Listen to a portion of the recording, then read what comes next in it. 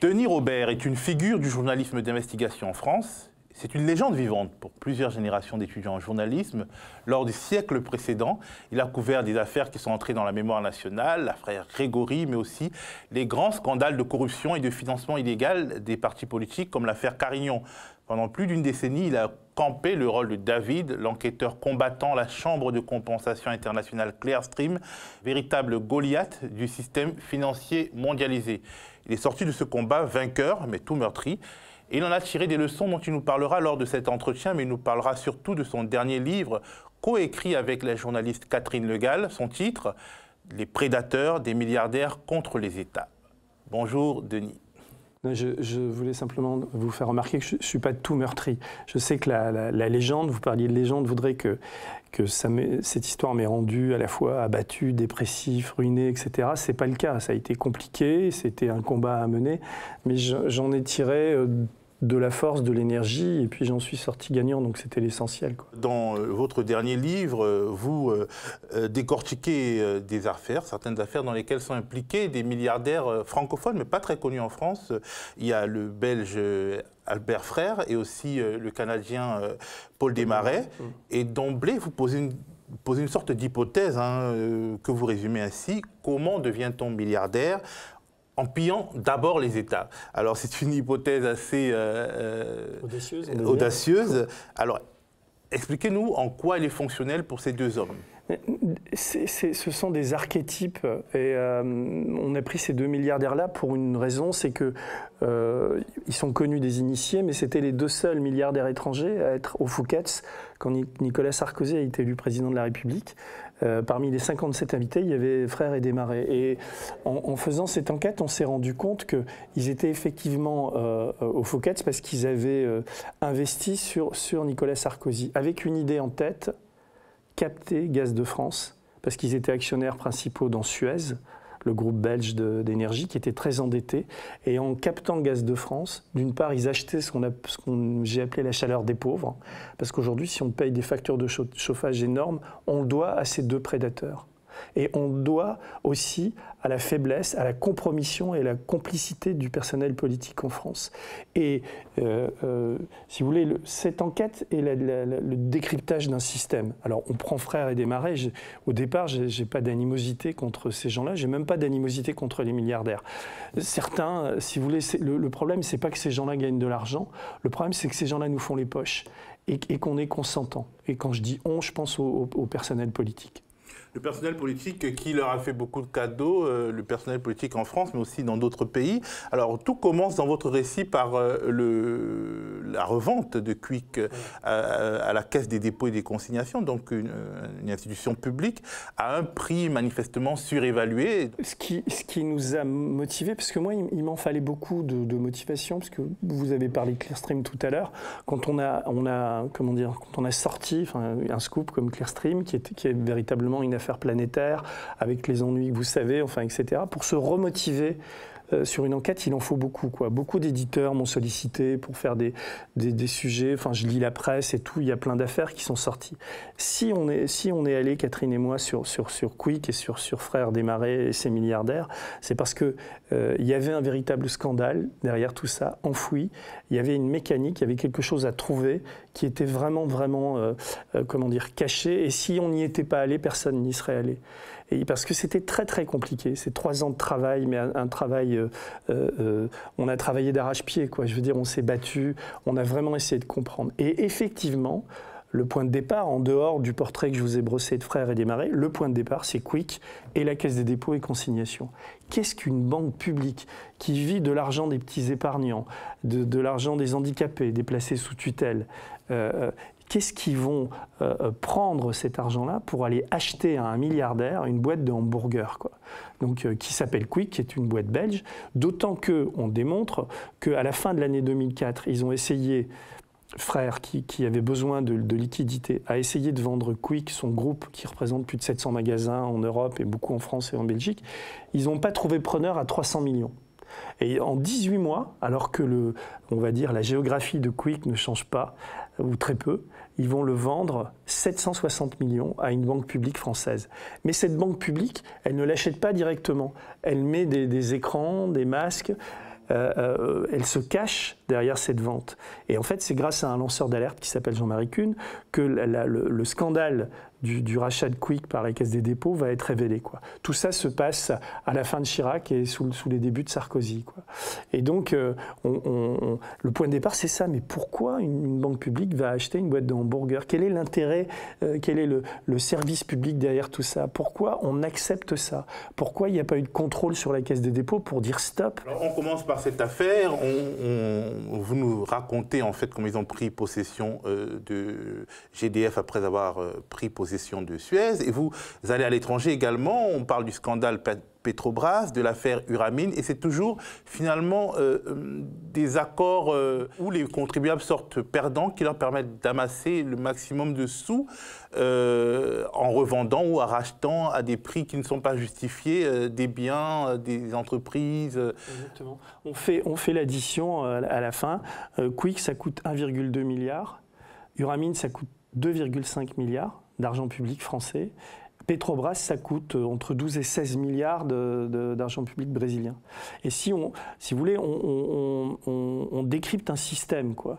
C'est-à-dire qu'on s'est rendu compte qu'à la même période, c'est-à-dire à la fin de l'année 2006, entre, disons, 2005 et 2007, ces milliardaires pratiquent toujours de la même manière. Ce sont de véritables prédateurs. Ils ont une cible qui est une entreprise publique. Petrobras, c'était un grand groupe pétrolier brésilien qui est nationalisé. Et en France, il y a la Caisse des dépôts et Areva, qui est une société 100% nationalisée aussi, enfin 100% presque.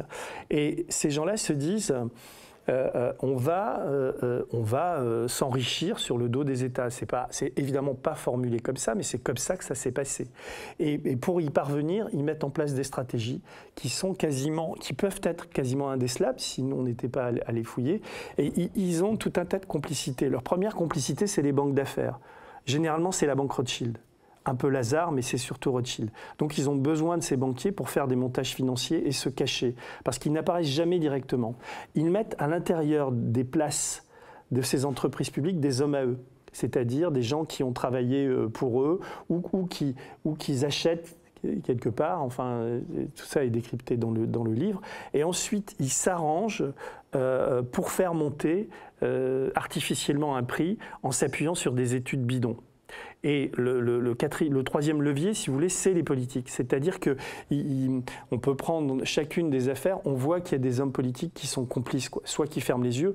Le plus bel exemple, c'est justement pour Gaz de France, par exemple, quand ils veulent s'emparer de Gaz de France. Au départ, on a un président Sarkozy et on a une gauche qui est vent debout en disant jamais ce sera privatisé, jamais oui ce sera privatisé, c'est un joyau public, etc. Il y a la pression de l'Europe pour vendre ce service public, mais Suez était le dernier des candidats auxquels on aurait pu croire, puisque le groupe était très endetté et Nicolas Sarkozy avait dit jamais l'État perdra la majorité, quoi. Et eux, là en l'occurrence, je cite Gérard Longuet, il est payé pour des études et bizarrement, je trouve ça étrange qu'étant payé par Suez, c'est vrai qu'il est libéral, mais à un moment il va être un chaud partisan de la privatisation et du rachat par Suez.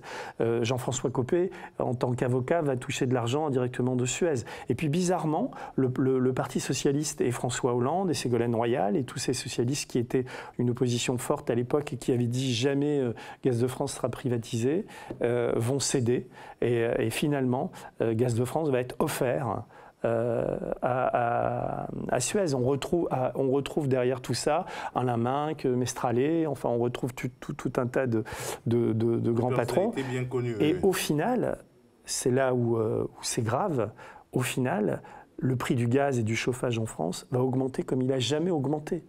On en est à 200% depuis cette époque, peut-être plus, je n'ai pas fait le calcul aujourd'hui, mais voilà quoi. Et alors aujourd'hui, quand on entend Emmanuel Macron était à l'époque chez Rothschild, on pensait d'ailleurs le trouver, mais on ne l'a pas trouvé. Mais quand on entend aujourd'hui dans la lutte contre la pauvreté, le chauffage est un des postes qui coûte le plus cher aux Français, parfois avant la nourriture, et les gens ne se chauffent plus, et bien la responsabilité de cette situation qui est quand même d'une injustice sociale terrible, elle incombe à ces hommes-là, à ces politiques-là, à cette époque, et au travail d'Albert Frère et de Paul Desmarais et d'autres prédateurs qui s'enrichissent sur la bête, et la bête c'est nous, quoi. Alors la maestria de ces prédateurs, selon vous, c'est d'investir dans les entreprises, mais aussi dans des carrières politiques. C'est ça.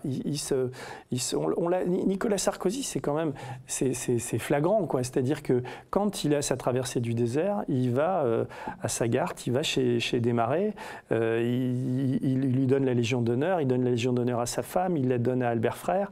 On voit bien que ces gens-là investissent sur cet homme-là, quoi. Mais ils investissent. Ça, enfin, je veux dire, les milliardaires font ce qu'ils veulent, ils peuvent. Mais on voit bien qu'il y a des retours sur investissement, oui. Quoi.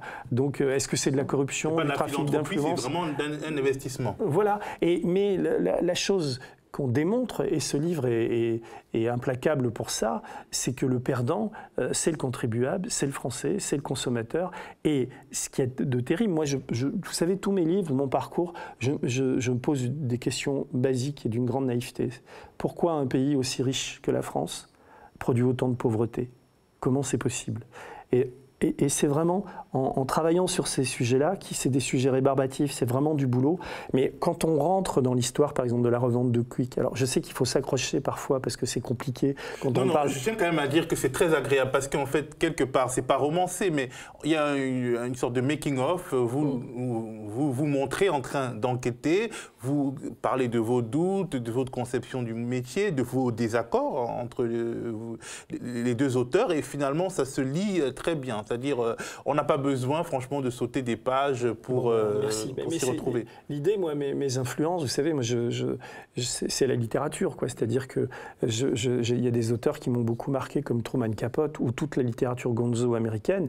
Et on a très tôt compris avec Catherine que le sujet étant raide, il fallait qu'on trouve une manière de l'écrire qui soit douce et donc qui soit agréable à lire. Et très vite, l'idée de faire, comme on va dire, comme des alias, nos deux personnages nous ressemblent. Il y a un homme et une femme qui sont jamais cités, donc un journaliste plus âgé, un peu qui lit l'Équipe et qui est un peu ronchon, et une journaliste, une blonde, qui est très dynamique et qui veut faire la révolution. Enfin, je schématise un petit peu ça. Et c'est vrai qu'on a des débats ensemble qui sont un peu moins binaires que cela, mais c'est vrai que c'est cette énergie. Pourquoi j'ai travaillé avec Catherine? Parce que je n'avais pas envie de me retaper une affaire en solitaire comme j'avais fait Clearstream, et je trouve que c'est très intéressant. Il y a une émulation entre nous, et elle avait vraiment la volonté d'aller au fond des choses, quoi. Oui, et justement, vous passez donc un livre sur des prédateurs, mais c'est aussi un livre quelque part sur le journalisme d'aujourd'hui, le journalisme d'investigation aujourd'hui, une sorte de réflexion générale sur le journalisme d'investigation. Et alors je cite la page 20-21 par là. Ce qui restait passionnant pour lui, et pas pour elle, c'était de révéler une pratique inavouable. Les scandales avaient vocation à s'éteindre, pas les livres. Vous considérez que finalement, le journalisme de révélation, est-ce qu'il est moins important que le journalisme d'explicitation, c'est-à-dire l'explicitation documentée d'une thèse, et la thèse étant que les milliardaires le deviennent en pillant les États dans un certain nombre de cas. Est-ce que cette explicitation documentée vous semble plus importante que bim bam boum, voici on vous donne un scandale et finalement on est plus... Évidemment, évidemment. D'ailleurs, on n'a pas du tout repris les codes des livres à scandale, et il n'y a rien qui me fatigue de plus.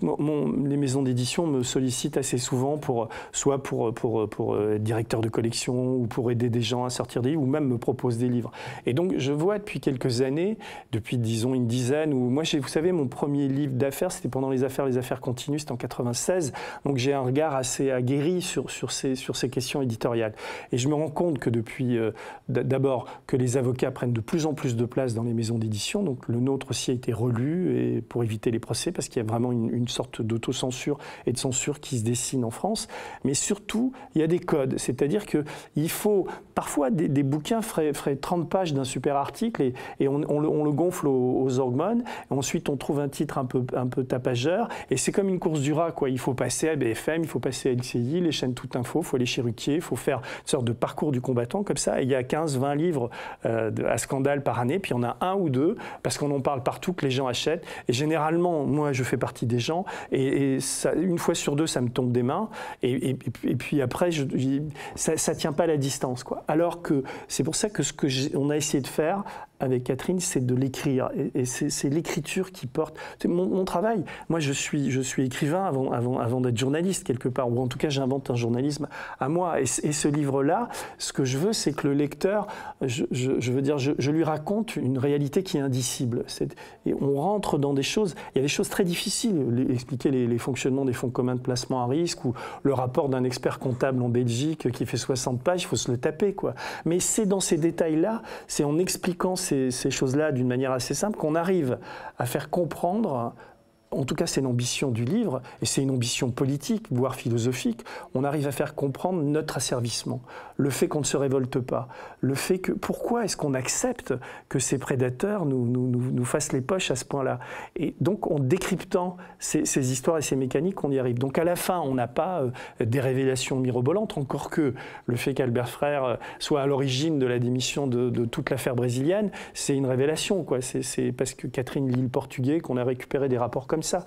L'affaire Quick, c'est une révélation. Je suis sûr qu'il y a très très peu de gens savaient que la Caisse des dépôts avait racheté Quick. La révélation n'a son sens, selon vous, que quand elle permet de montrer un système. C'est ça. Que quand on rentre dans une mécanique... Est-ce que ce n'est pas justement ce désir de mettre en système les révélations que vous faites, ce désir de mettre en lumière des réalités structurelles qui vous vaut des déboires? Même l'affaire Clearstream, c'est votre désir de montrer le système, au-delà de pointer du doigt tel ou tel qui a péché, de montrer le système qui est vermoulu du commencement jusqu'à la fin, qui crée des clashs avec la profession aussi. Oui, mais c'est la profession. Enfin, d'abord, la profession, c'est une entité qui est un peu compliquée. Des figures de la profession. Oui, non, mais j'ai eu des soucis avec. J'ai été attaqué par des tas de gens, mais ça m'a jamais posé. Ça m'a posé des problèmes judiciaires. Mais moi, je suis toujours resté fidèle à mon éthique, qui est assez simple finalement. J'essaie de faire mon travail honnêtement. J'essaie de révéler ces choses-là. Je fais partie d'aucune caste. J'ai pas vraiment de réseau, ce qui est sans doute une difficulté. Et d'ailleurs, c'est marrant la sortie de ce livre. Le livre est réimprimé là. Il a été en rupture de stock très vite, au bout de 2 jours, après un passage à la télévision. J'étais invité à l'émission C'est Politique sur France 5. C'était un quart d'heure et tout de suite le bouquin a marché. Mais après, tout ce qui est média mainstream, c'est pas pour. Il n'y a pas eu une ligne sur le bouquin et pourtant les gens s'en emparent, les réseaux sociaux. Il y a une raison. J'ai beaucoup de retours. Cet ostracisme s'explique. Non, mais ce qui est terrible. Oui, alors, c'est ce que on peut considérer que dans la mesure où je m'attaque à des milliardaires, d'ailleurs je parle d'Arnaud, je parle de Drahi dans le bouquin, et c'est vrai que quand on regarde le paysage, c'est pas vous qui allez me dire le contraire aux médias, on voit bien que les grands médias, et même aujourd'hui les maisons d'édition, le trouble c'est que la maison d'édition Editis, enfin le Cherche-Midi fait partie d'Editis, et Bolloré a racheté ou est en train de racheter Editis. Si le bouquin n'était pas sorti au Cherche-Midi, il serait sorti ailleurs. C'est pour ça que je crois au livre, il y a une force des livres, mais on voit bien qu'il y a une reprise en main, enfin, et qu'il y a une forme d'autocensure aussi chez les journalistes. Mais après, la force des livres, quand on arrive à faire savoir qu'on l'a écrit, ça devient ça la difficulté, c'est le bouche à oreille, c'est les gens qui le lisent se disent ah ouais, ce bouquin il est pas fait comme un autre, et voilà, et c'est pour ça que, ceci dit, il y a des moments où je me pose la question d'un point de vue très personnel et très égoïste, je me dis est-ce que le jeu en vaut la chandelle? Est-ce que consacrer 3 ans de ma vie à bosser là-dessus pour ensuite devoir se battre à nouveau contre des avocats, contre des milliardaires, etc. Est-ce que c'est pas un peu un travail de Sisyphe, quoi? Est-ce que le cœur central de l'opinion publique s'intéresse vraiment à la corruption? Est-ce que ça le dérange, ce cœur central, d'avoir des hommes politiques corrompus, alors que nous sommes dans une période d'exaltation identitaire, telle que finalement les questions économiques, la question de qui pille qui, finalement, passe au second plan par rapport à des questions sur... qui sommes-nous, le voile, les cheveux, etc. Oui, je sais, non, mais je ne sais pas quel est ce que pensent, on va dire, les Français de tout ça. J'ai l'impression que, en tout cas, les lecteurs au-delà de la France. Hein. Mais alors, vous posez une bonne question qui, aujourd'hui, elle est quand même absolument d'actualité, puisque l'affaire brésilienne, en ce moment, un candidat fasciste, homophobe, est en train de... Et pas que ça, enfin, raciste. Bref, la totale. Oui, les Brésiliens il a fait 46% des voix, c'est en train de se prendre effectivement la totale. Vous avez en face une gauche qui est complètement morcelée, et donc il y a de grandes malchances que dans 15 jours, le Brésil se réveille dans une semi-dictature, quoi. Et si on essaie de voir les origines du mal, on retombe sur l'affaire Petrobras et on retombe sur Albert Frère, on retombe sur la prédation de cette entreprise pétrolifère par des milliardaires. Et on voit surtout, c'est-à-dire la question de fond, c'est que des types comme Albert Frère, puisque lui en l'occurrence il leur a vendu une raffinerie de pétrole qui ne valait pas un clou, il leur a vendu, je ne sais plus, pas loin d'1 milliard, et ensuite il a payé des pots de vin aux hommes politiques. La justice brésilienne, contrairement à la France, parce qu'en France ils n'ont rien fait au niveau judiciaire sur l'affaire Quick, malgré des demandes du gouvernement de l'État belge, au Brésil ils ont fait le boulot, mais ils ont découvert un tel bordel, enfin des députés compromis, des ministres, des hommes politiques, enfin c'est terrible ce qui se passe au Brésil. Du coup, ça a ouvert la voie à un outsider qui n'est pas mieux. Non, mais je sais, mais donc quand vous écoutez les Brésiliens parler, ils disent tous que tout est pourri là-bas, mais il y avait une, si vous voulez, c'est pas parce que les scandales ont été révélés, les scandales ont été révélés et les démocrates au Brésil auraient dû retenir cette leçon. Mais ils avaient peur parce que la démocratie brésilienne était tellement vérolée que voilà, aujourd'hui, c'est ce type-là qui... Mais à tous les niveaux, c'est-à-dire que les journalistes aussi ont eu ces choses-là. Enfin, donc on arrive à des situations de paroxysme. Ce que je veux dire, c'est que les affaires, cette corruption, les gens ont l'air de s'en foutre, mais ça amène l'extrême droite, ça amène les partis identitaires. Alors on peut dire que c'est la révélation des affaires qui amène l'extrême droite, parce qu'il y a le critique qui sont faits aux journalistes d'investigation. Je ne suis pas sûr que ce soit la révélation, mais c'est-à-dire que moi je me souviens... D'alimenter le poujadisme, voilà, le populisme.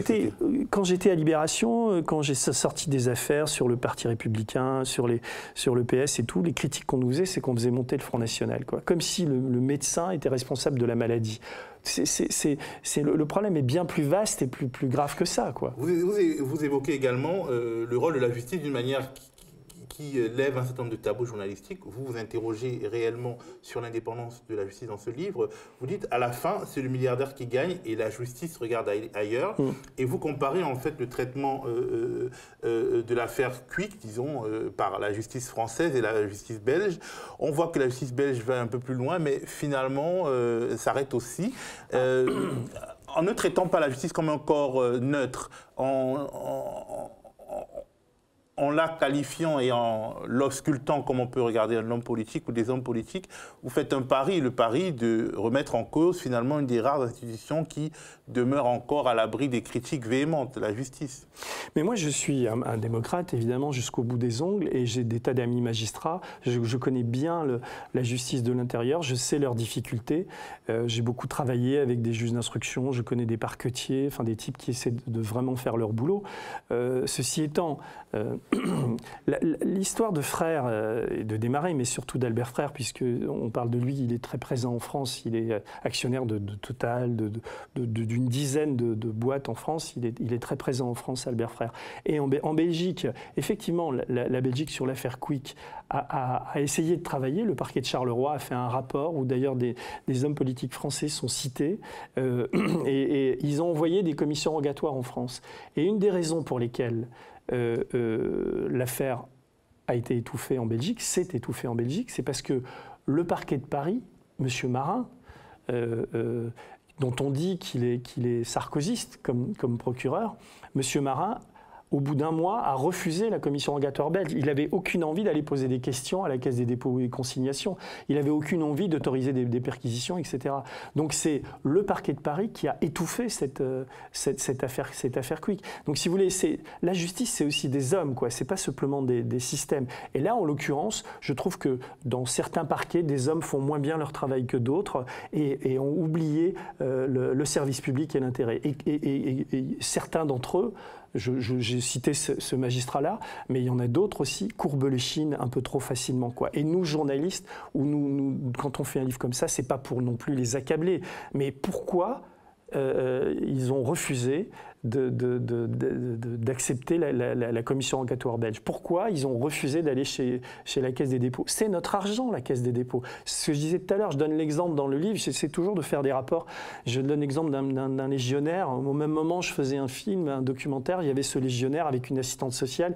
Le légionnaire allait défendre notre pays, il revenait de terre où il avait risqué sa peau pour nous, et il était placé sous tutelle, et les 2 000 € par mois, l'assistante sociale l'a donné cet argent-là à la Caisse des dépôts en se disant, la Caisse des dépôts, au moins, on sait que c'est une banque publique, ils ne vont pas faire comme BNP Paribas, Société Générale, etc.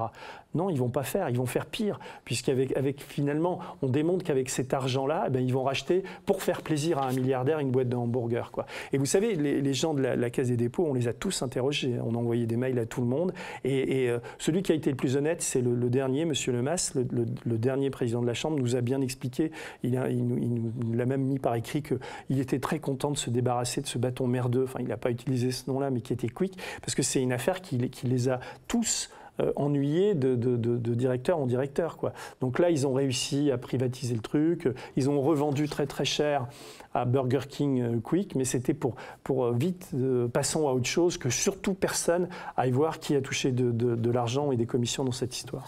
Alors, vous exprimez aussi votre malaise face aux informateurs. Bon, en école de journalisme, on dit tout informateur est intéressé. Il peut avoir un intérêt citoyen, il peut aussi avoir un intérêt particulier, un intérêt malsain. Vous en parlez un peu et ça nous fait penser à cette polémique récente sur les lanceurs d'alerte. Certains qui pourraient entrer dans des stratégies de dévoilement d'entreprises ou de groupes d'intérêt.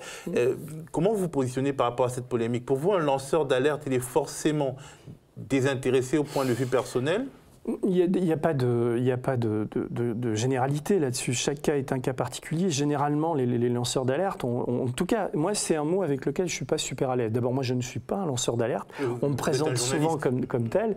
Et c'est vrai que les seules alertes, à la limite, je peux être un lanceur d'alerte au niveau des journalistes. C'est-à-dire que, m'étant opposé à pas mal de mes confrères, j'ai été catalogué comme ça en France. On aime beaucoup les étiquettes, on m'a catalogué comme ça. Mais ce que je peux dire, c'est que depuis que je fais ce métier, j'ai toujours travaillé avec des insiders, des témoins de l'intérieur, des gens qui étaient motivés ou par exemple dans l'affaire Clearstream, Régis Semple, qui était un de mes informateurs, on va dire un lanceur d'alerte, lui ce qu'il voulait, il me le disait clairement, c'est se venger du PDG qui l'avait éjecté, quoi. Ernest Bacchus, qui était l'autre personne qui m'avait aidé, qui était cet ancien fondateur de la banque Clearstream, lui c'est parce que il voulait vraiment dénoncer un complot, il était dans une stratégie plus globale, il se rapprochait plus d'un lanceur d'alerte classique. Et le troisième, c'était Florian Bourges, qui lui m'a envoyé un dossier par la poste et qui lui voulait dénoncer ce scandale parce qu'on avait cassé son travail d'auditeur. Vous voyez, dans une seule affaire, il y a 3-4 figures différents. Le but, moi, c'est vrai que je m'en fous complètement en tant que journaliste de savoir pourquoi un témoin ou un lanceur d'alerte balance une info. Si l'info, je peux la vérifier. Si je peux poser la question aux gens que je mets en cause, la recouper et que l'information est bonne, elle sort et c'est formidable, ça fait avancer la démocratie, etc. Donc voilà quoi. Alors après, il y a tout un... Aujourd'hui, je trouve que la figure du lanceur d'alerte est une sorte d'arbre qui cache une forêt, quoi. C'est aussi dire la défaite du journalisme, quoi. Et derrière l'idée du lanceur d'alerte, il y a l'idée que un journalisme citoyen, des lanceurs d'alerte peuvent comme ça sortir des histoires, etc. Je ne crois pas à ça. Est-ce que le journalisme mainstream, le corps central du journalisme, déteste le journalisme d'investigation? Est-ce qu'il y a une sorte de méfiance de la presse dans son ensemble vis-à-vis de ceux qui portent des dossiers, qui font des révélations qui peuvent déranger, susciter des coups de fil des hommes politiques, des procès? Est-ce qu'il y a quelque chose que vous sentez monter comme ça? Non, mais parce que il y a des rédactions, regardez Cache Investigation, regardez Mediapart, regardez l'Express en ce moment sort des trucs, malgré Drahi d'ailleurs.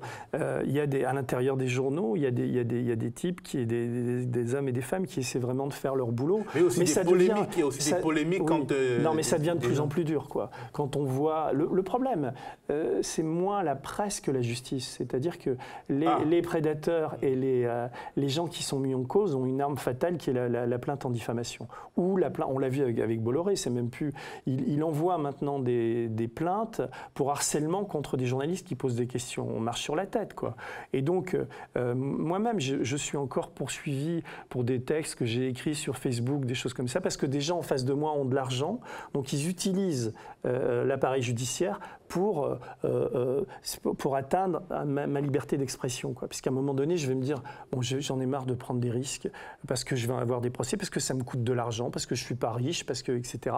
Donc c'est là où il y a une forme d'injustice, c'est-à-dire que la loi devrait être changée, la loi est mal faite. C'est-à-dire que la loi sur la diffamation, il faudrait qu'à un moment donné, et ça je l'ai demandé, là je sais qu'il y a des, j'ai fait passer le message à des députés macronistes, ça aiderait la démocratie que quand des journalistes sont poursuivis d'une manière harcelante ou injuste ou à répétition par des pouvoirs d'argent, ils puissent contre-attaquer sur le même point de vue. C'est-à-dire qu'un type, un milliardaire ou qui vous attaque en diffamation et qui vous harcèle, à un moment donné, si la justice vous donne raison, mais qu'il soit condamné à 10 fois plus que ce qu'il demande aux journalistes. Peut-être qu'il hésitera à nous attaquer autant. Merci Denis Robert. C'est moi.